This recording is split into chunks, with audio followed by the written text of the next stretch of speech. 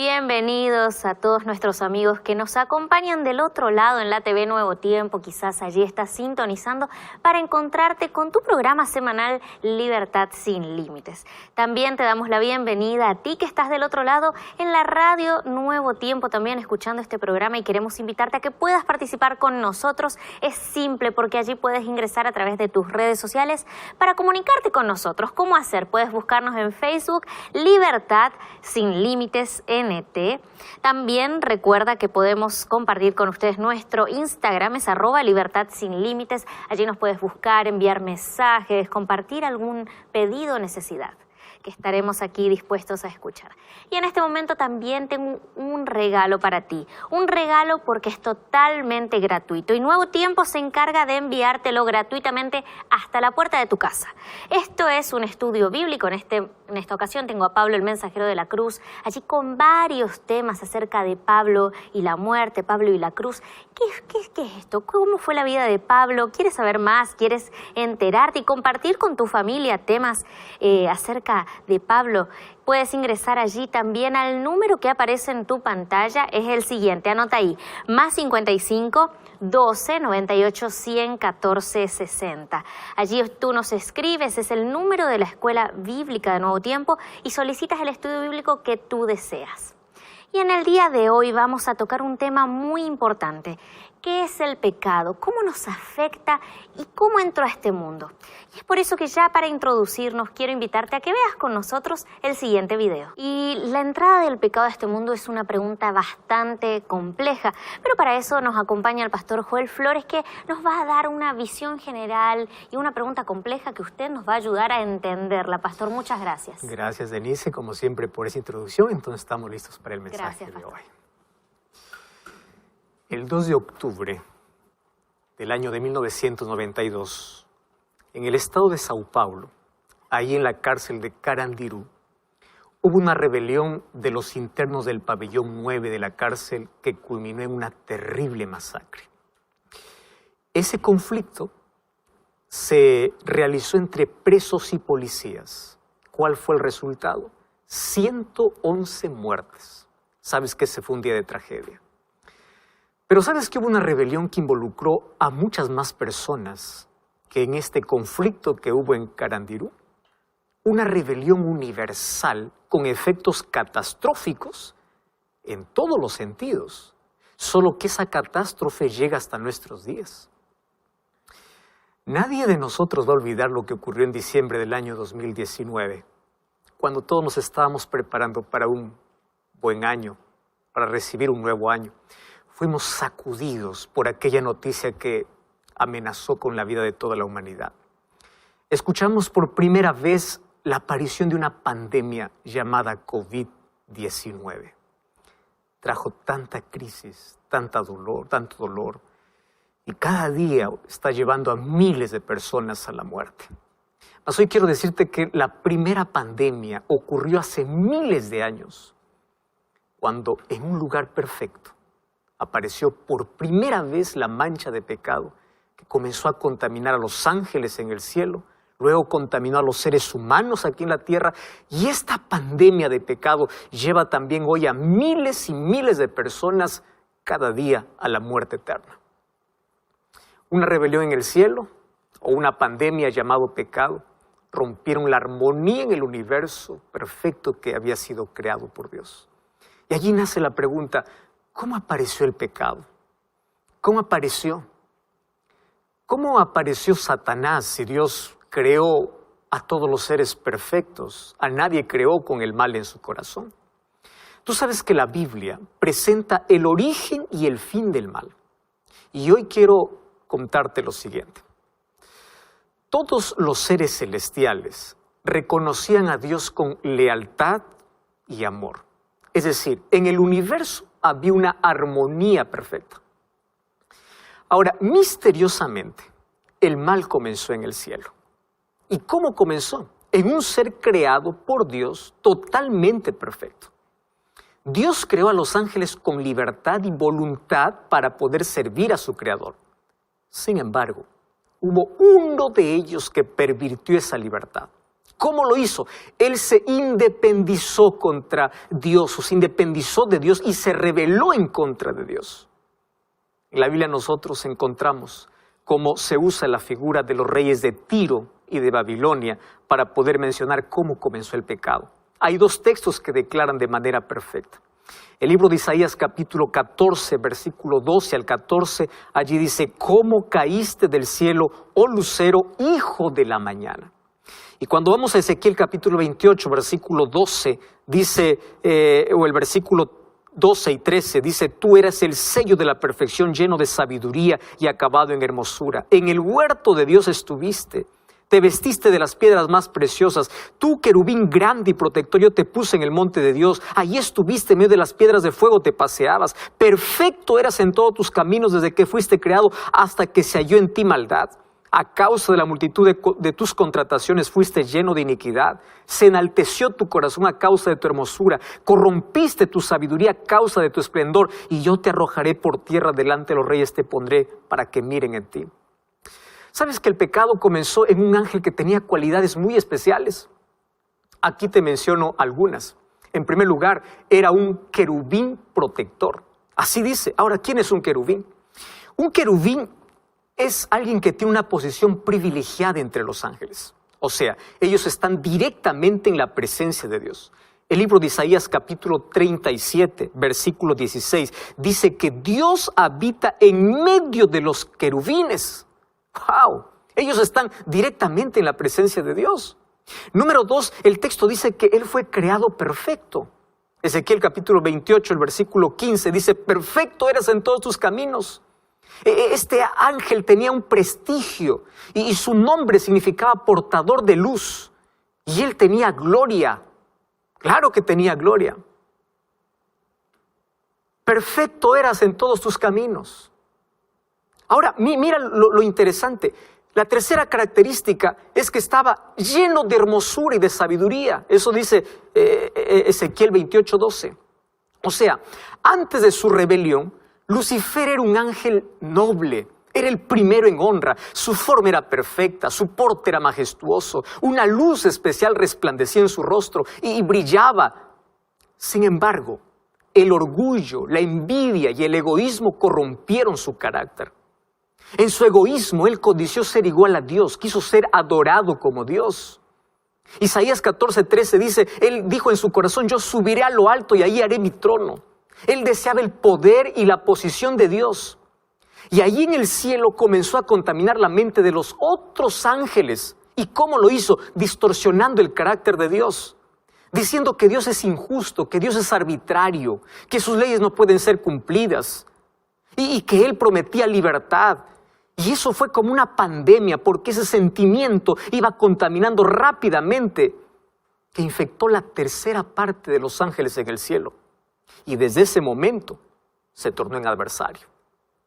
Y tú sabes que él tuvo muchas oportunidades para arrepentirse de su mal camino, pero su orgullo no le permitió retroceder. Y allí entonces ocurrió la primera guerra universal. En el libro de Apocalipsis capítulo 12, versículo 17, narra cómo fue esa guerra. Dice: entonces hubo una batalla en el cielo. Miguel y sus ángeles peleaban contra el dragón y sus ángeles, mas no prevalecieron. Y fue lanzado el gran dragón, la serpiente antigua que se llama Diablo y Satanás, el cual engaña al mundo entero, y fue arrojado a la tierra y sus ángeles fueron arrojados con él. Hay una pregunta que muchas personas se hacen. ¿Por qué Dios no destruyó a Satanás cuando se rebeló? Y la respuesta es muy sencilla.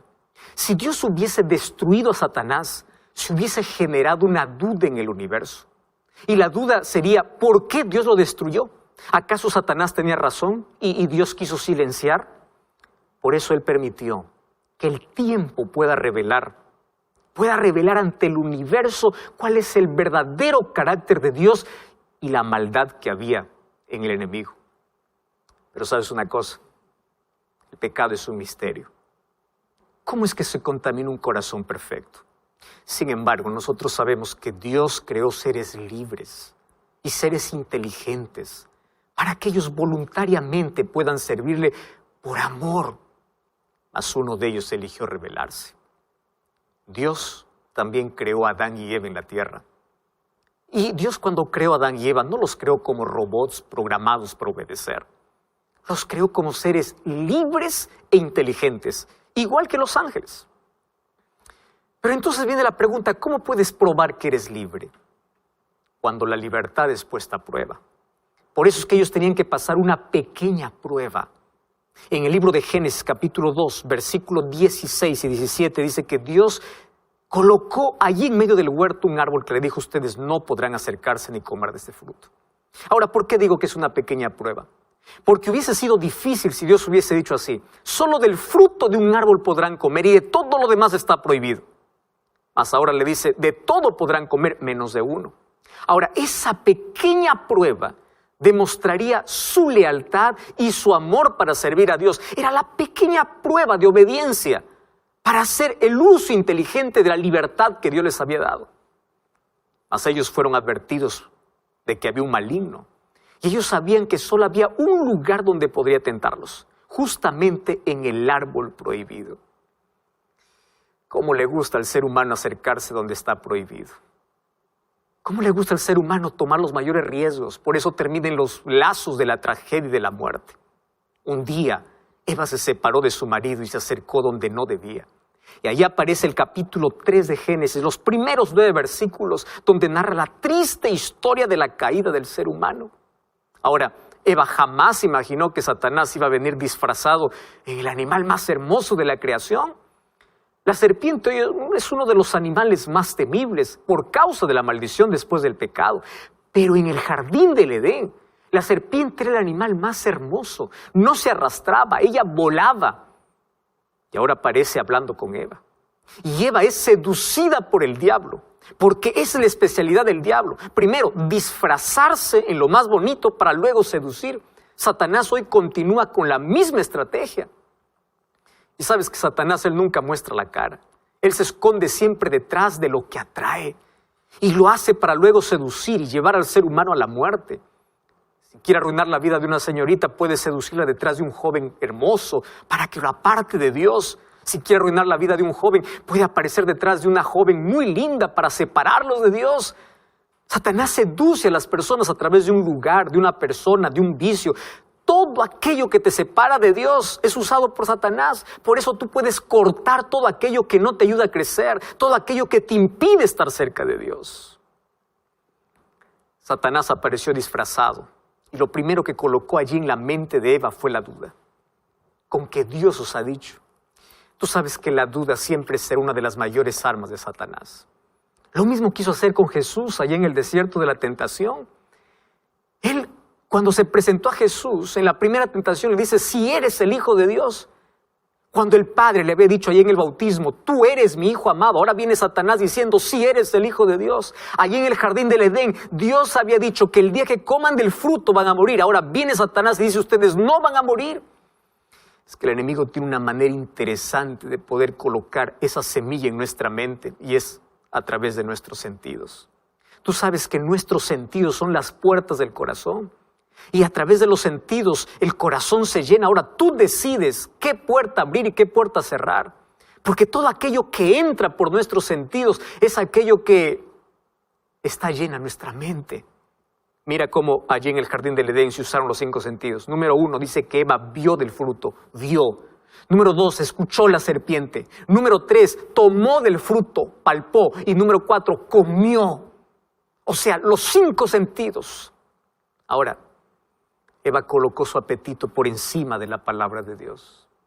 El pecado fue un acto consciente. Ella eligió creer a Satanás antes que a Dios.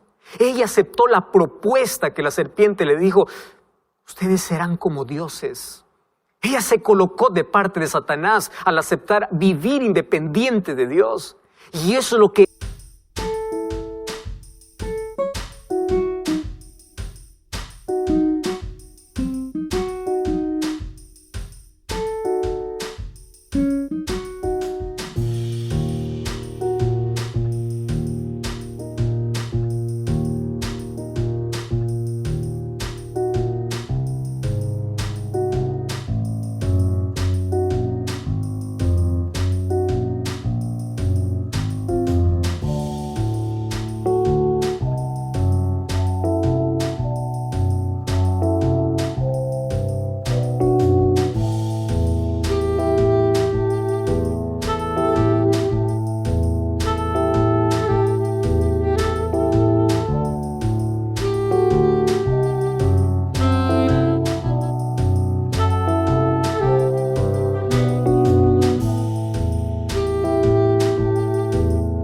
hoy quiere Satanás.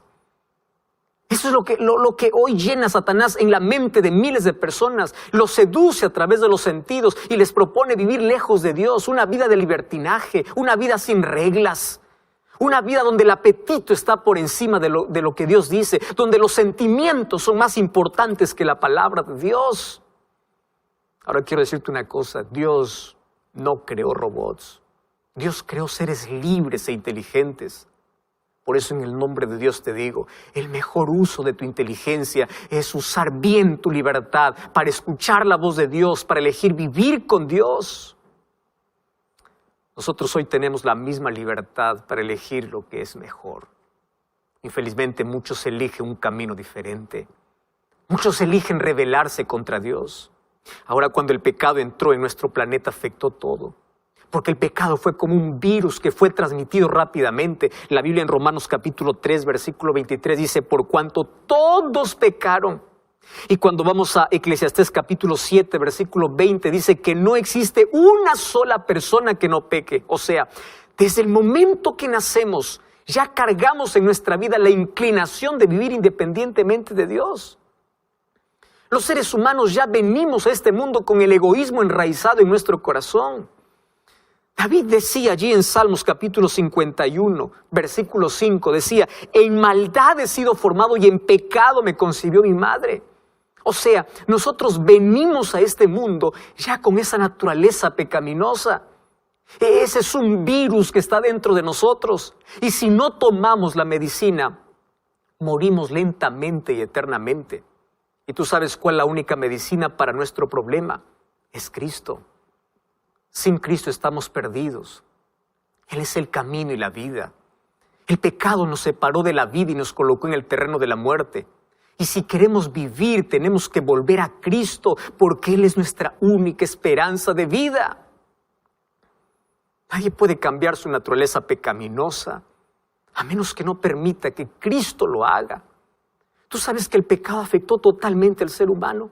El pecado afectó el intelecto humano, afectó las emociones humanas, las motivaciones, la conciencia, la voluntad, afectó la vitalidad. Por eso es que el pecado es el virus mortal que destruye vidas, destruye familias. Y si el ser humano no busca la medicina que es Cristo, comienza cada día a morir lentamente. Porque el pecado te esclaviza, el pecado te enceguece, el pecado te hace creer que tú eres libre para hacer lo que quieres. Pero tú no sabes que eres esclavo. El pecado te roba la sonrisa. El pecado te acaba con los sueños. Te acaba la vida, te deja un vacío. Y Satanás te hace creer que te estás divirtiendo cuando en realidad te estás autodestruyendo. Por eso quien rechaza la salvación vive en constante autodestrucción. Satanás hoy no ha cambiado de estrategia. Tú sabes que hoy Satanás continúa disfrazándose detrás de lo más bonito para separar al ser humano.